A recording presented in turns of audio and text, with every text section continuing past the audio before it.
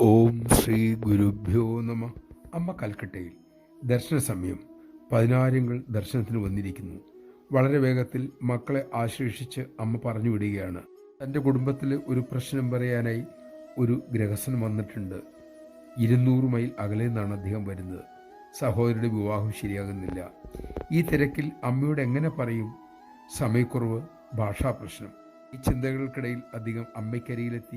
അമ്മ അദ്ദേഹത്തെ അനുഗ്രഹിച്ചു. അടുത്ത് ഇരിക്കുവാനും പറഞ്ഞു.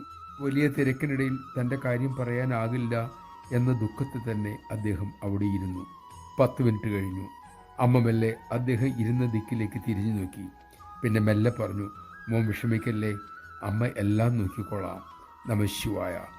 ആ തിരുസന്നിധിയിൽ നാം നമ്മുടെ പ്രശ്നങ്ങൾ പറഞ്ഞാലും ഇല്ലെങ്കിലും നമുക്ക് വേണ്ടത് നല്ലത് അമ്മ ചെയ്തിരിക്കും.